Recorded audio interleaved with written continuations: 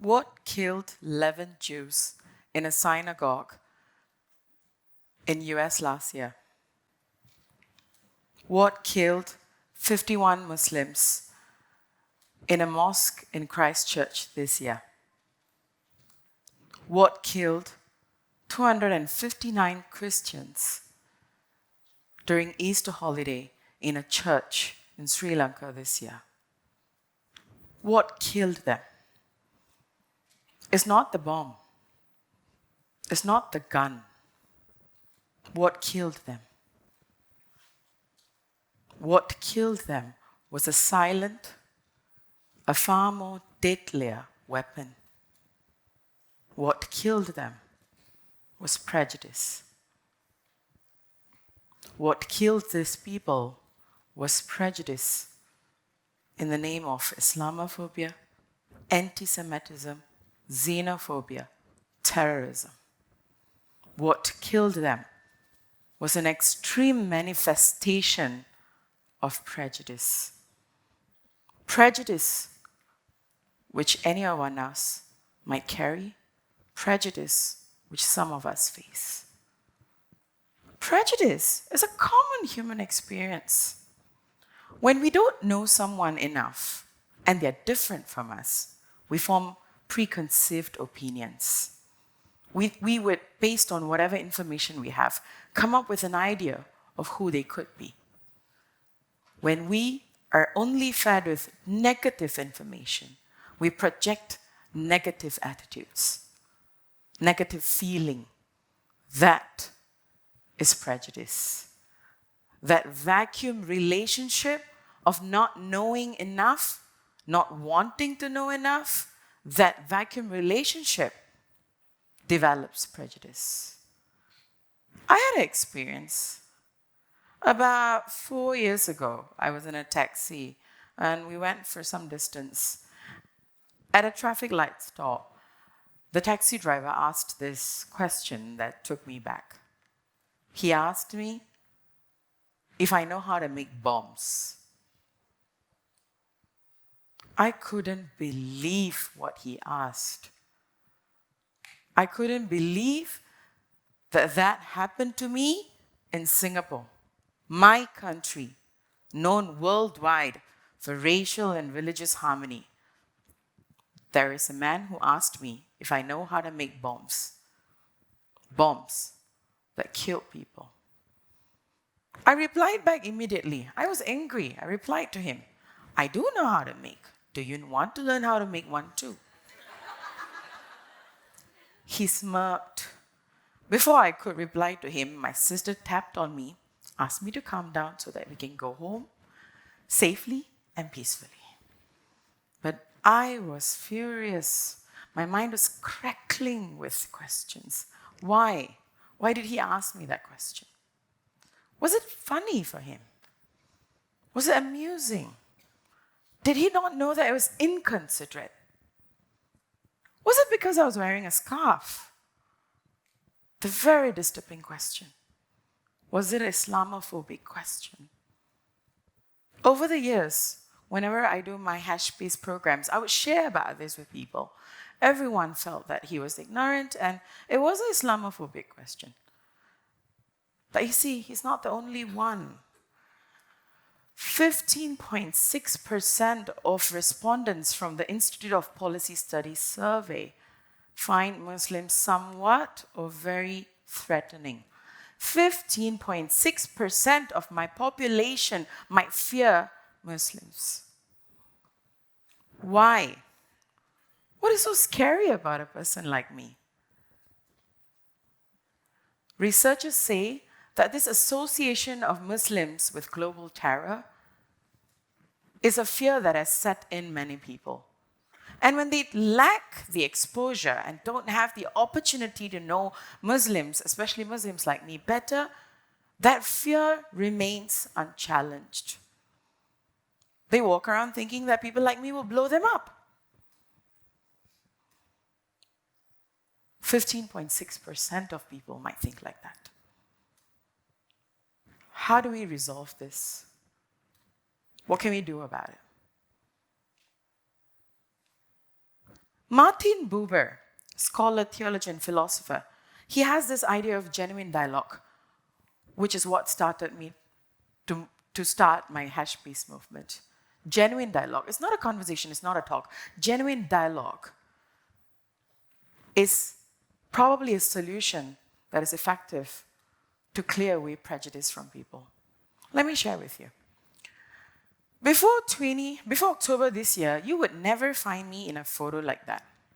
I absolutely resisted and disliked being in a room with women who wear face veil, even though we are from the same religion. It made me very uncomfortable. They were different from me, and that difference is not okay with me. I'm not comfortable. And from the little that I know about them, I thought they were conservative, they were narrow-minded, and to them, women like me, not good women. So I would avoid it. But this year, as part of our hash.peace program, I had an opportunity to have an audience with some students from Islamic Institute in India. So I visited them. And then I was told that face veil would be part of the dress code. And I was like, no way. I think I should back out. But that's the purpose of the work I do, to step into such zones. I went. About 3 hours, I was surprised at who I met. That room has orators, has poets, has web designers. I changed my opinion about them. They had such strong individualistic view. Some of them have very strong political views as well, moderate political views. We saw eye to eye beyond that cloth. My prejudice changed into a positive feeling because of that dialogue I could create with them. That genuine dialogue requires a very important aspect. That is a relationship that we establish. Now, if I had walked into that room and thought of those women as the Muslim women wearing face scarf, I would have been the other in the room, the one not wearing the face scarf. So how could I connect with them? I saw them as someone who likes to travel, as someone who also appreciates poem. I found that connecting link, that in-between that allowed me to create a dialogue with them. But it's not so easy. Because genuine dialogue requires honest relationship. For you to have honest relationship, you need to admit and face the very factor that divides this group of people.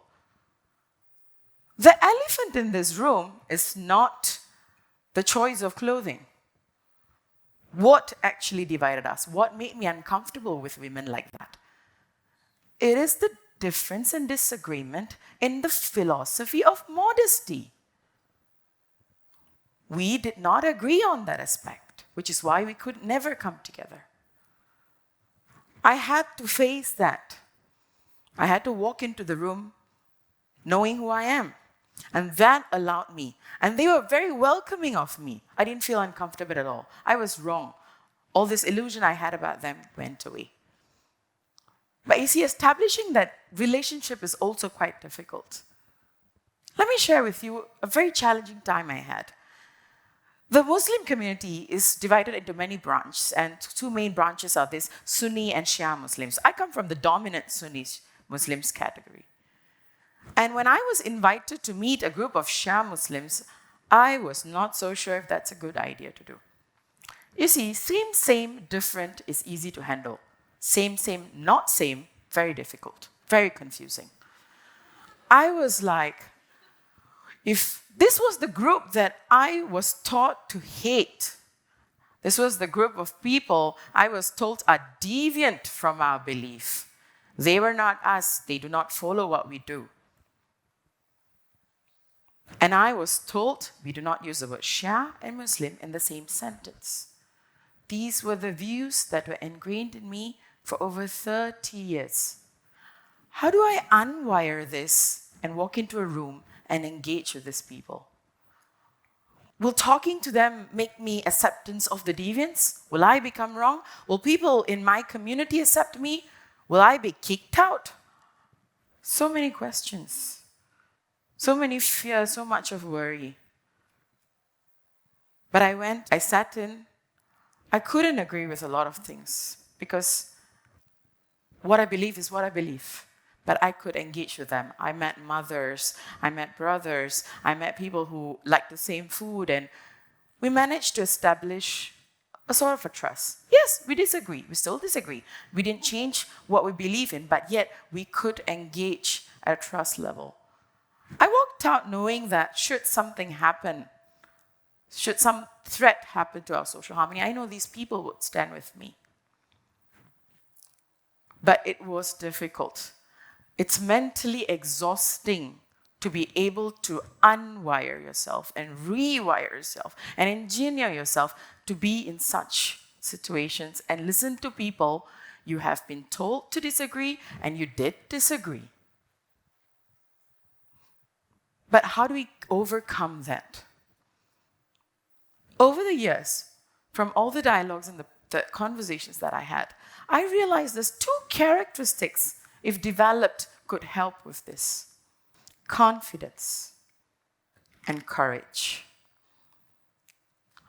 Confidence.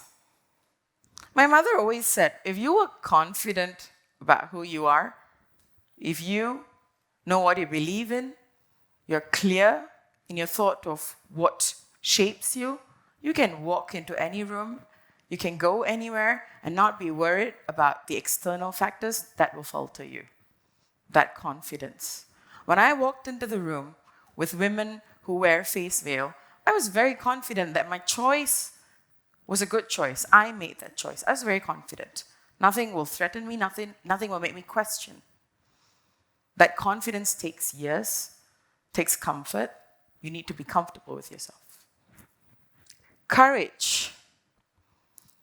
When I accepted the invitation from the Shia Muslims and I went to meet them, I told myself, I will take anything that comes at me for doing so. I will face any criticism, any sarcasm, any consequences for doing so. Because I know I had to do this. I had a prejudice. I need to resolve it. So I courageously made up my mind to take whatever comes. Now, without that courage, you will not be able to sit through situations which require you to change your perspective of people who are very different from you and you don't agree with. So confidence and courage helps you to overcome the elephants in the room, the wrong ideas in the room, the misconceptions. And it will help you find that middle ground, the common space where you can engage with them. You see, dialogue, genuine dialogue, is not a process. It's an outcome. That outcome requires you to establish a relationship. And for that, we need to work towards it. We need to take effort. Can you imagine if this micro-level dialogues that I had with just 2 encounters are scaled up? If everyone could take an effort, can you imagine the impact it would have on the racial-religious harmony? All my dialogues, all my interactions took about 3 hours. 3 hours. In that 3 hours, I changed my opinion about women who wear face veil. I changed my opinion about a group that for over 30 years I was told to hate and avoid. Just 3 hours. Now, if every one of us could just spend that 3 hours, that 3 hours will let us decide if we live in harmony or hate. Just 3 hours. Thank you.